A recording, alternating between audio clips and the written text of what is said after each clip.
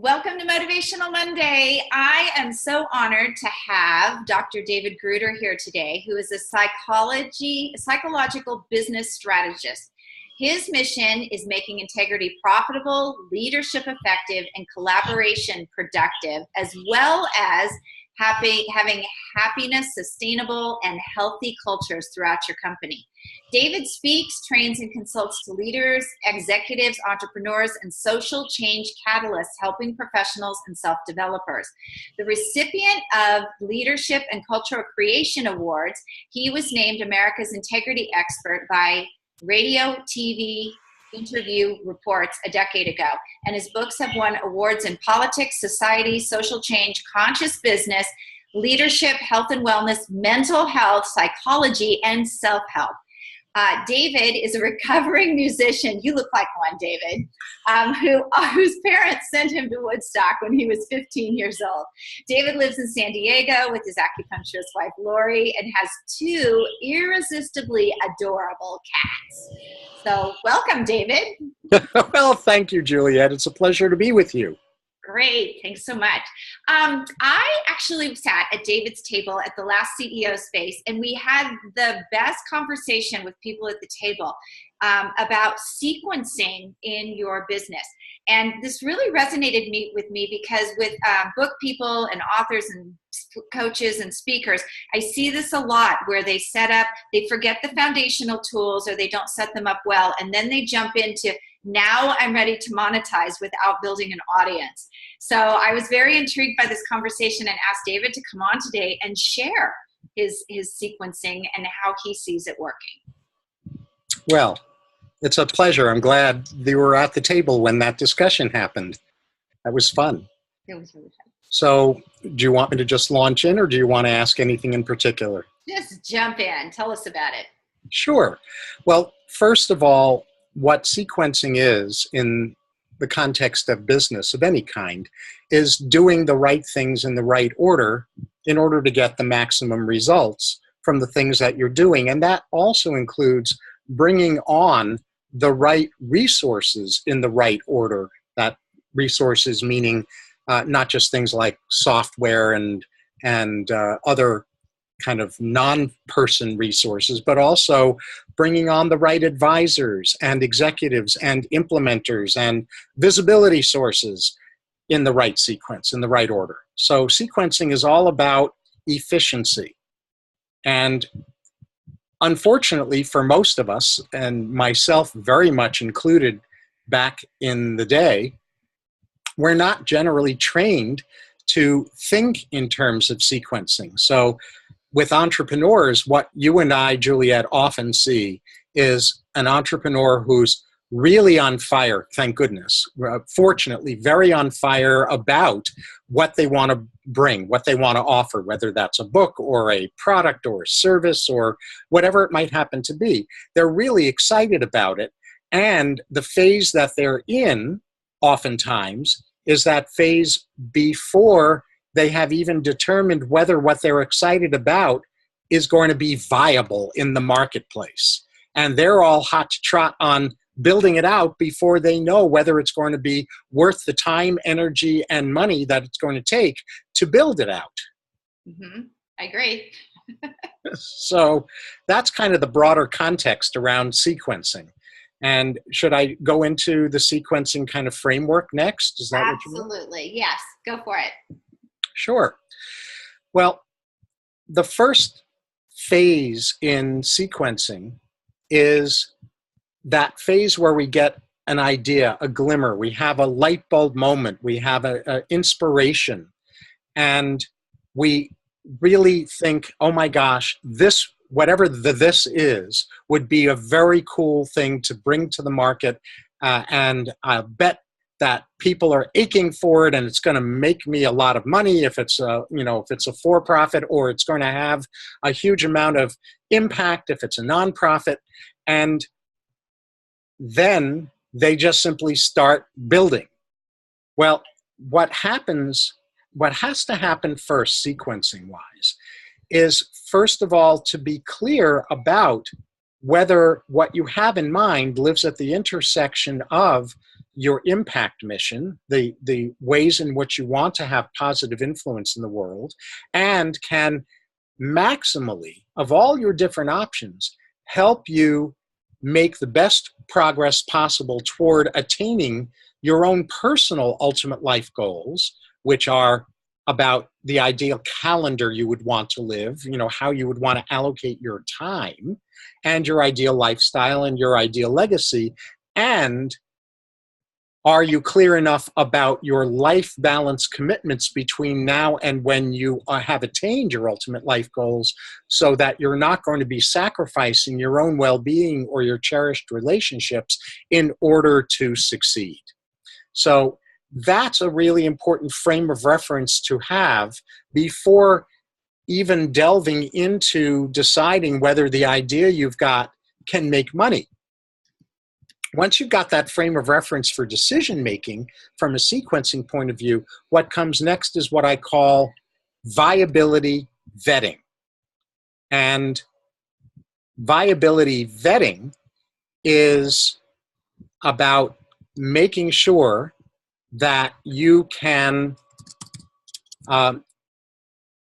successfully put in front of the people who would want what you've got in a form that is so compelling for them that it's irresistible, that they want to say yes. And there really are 7 dimensions in viability vetting that are crucial to flesh out. Should I go through those next? Yes, this is the best part. Okay. So I call these the 7 proofs of viability. And the good news in this is that they also happen to be the 7 proofs that funding sources are looking at in evaluating whether they want to provide funding for your idea, whether those funding sources are loan sources or investors or whatever they might happen to be, even grants. They're looking for these 7 proofs, regardless of whether they even know how to put these proofs into words. So the first of those 7 proofs is proof of concept. What proof of concept is proof that what you're going to bring to market or have in mind to bring to market actually will do what you say it's going to do. So the concept works. And if you don't know whether the concept works, then what you're doing in that early stage in development is you're devoting time, attention, and oftentimes money to doing that proof, to establishing that proof in one form or another. And there are a lot of ways of establishing early proof, but proof of concept is the first proof. Second proof is proof of market. What that proof is about is getting clear that what you want to bring to the market, people actually want already. Now, I really had to learn that one the hard way, because as a trailblazer, that's part of my architecture. It took me, unfortunately, a long time, a lot of years, to finally face that the things that I was coming up with were 10 to 20 years ahead of the market. And those kinds of ideas really make very cool passion projects, or sometimes really good nonprofits, but not really good for-profit ventures. So proof of market is really being able to establish that what you want to bring to the marketplace, people are already thirsty for, even if you have to explain it first in order for them to decide for themselves that this is what they didn't know they wanted. So that's proof of market. The third proof is proof of pipelines or channels. And what proof of pipelines or channels means is that you've been able to identify ways to reach the people who are thirsty or will discover they're thirsty for what you've got when they might be in the mood to engage, when they might be in the mood to learn more about what you've got so that you can bring them into a sales funnel. So that's proof of pipelines. And I've seen people come up with wonderful ideas that there really would be a market for, but they have not been able to figure out how to reach the people that in large enough numbers that would be looking for that. So it's going to be a real uphill battle.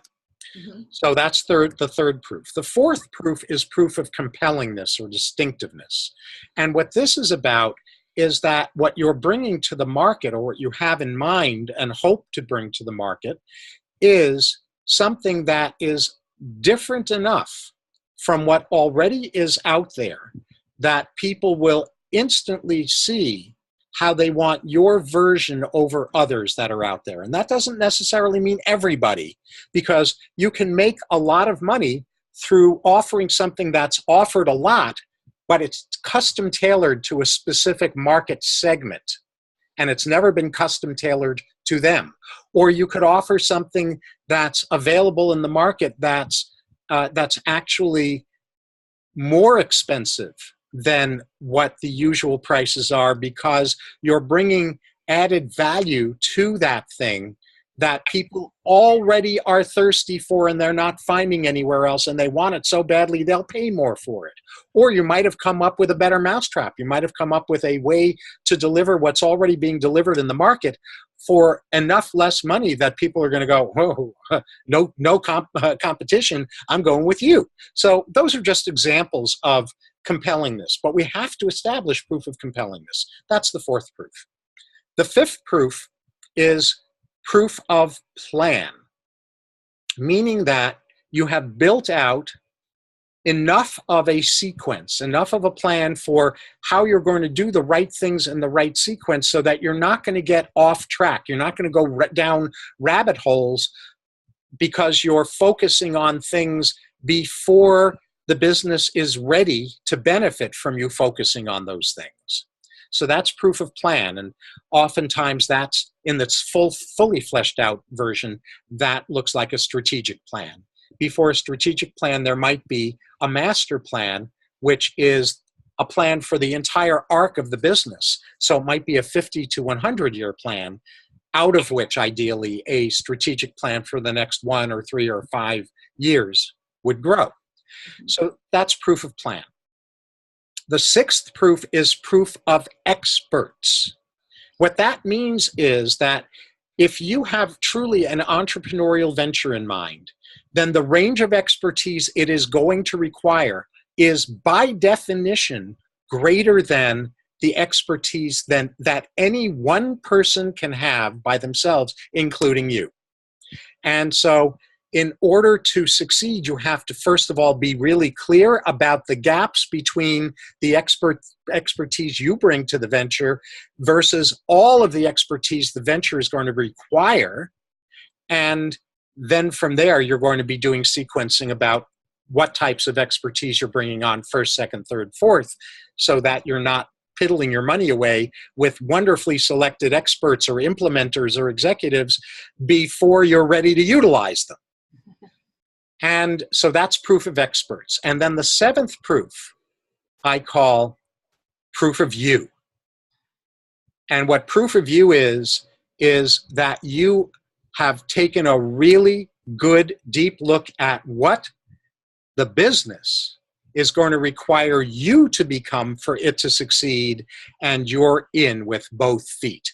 You're clear about what it's going to require you to become, and you are completely passionate about filling those gaps so that you do become who the business needs you to be for it to succeed.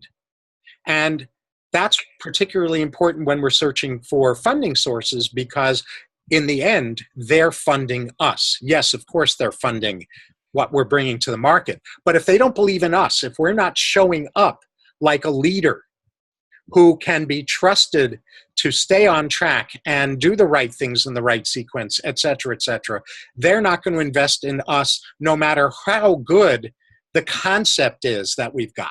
So those are the 7 proofs that we need to establish for ourselves as viability vetting in order to be sure that what we have in mind is really going to have the best possible chance of profitizing, of succeeding, before we start building it out.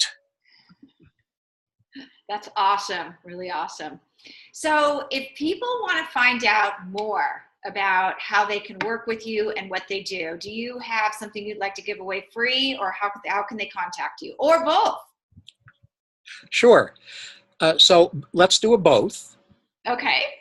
So one option is that if you're needing to engage a sequencing expert, a sequencing mentor, no matter where you are in your business's development, if you don't even have a clear sense of what you want to build next, or if you've already been building it and you've kind of gotten in gridlock or in quicksand in the building process, then go ahead and set an engagement exploration appointment with me through my online scheduler that you can access by clicking the contact button that's at the bottom of every page. It's a blue button on my main website, which is drgruder.com. That's drgruder.com.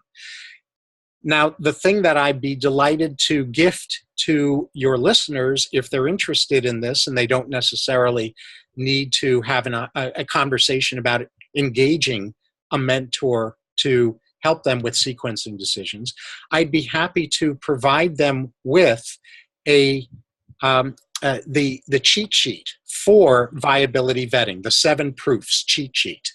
Cool.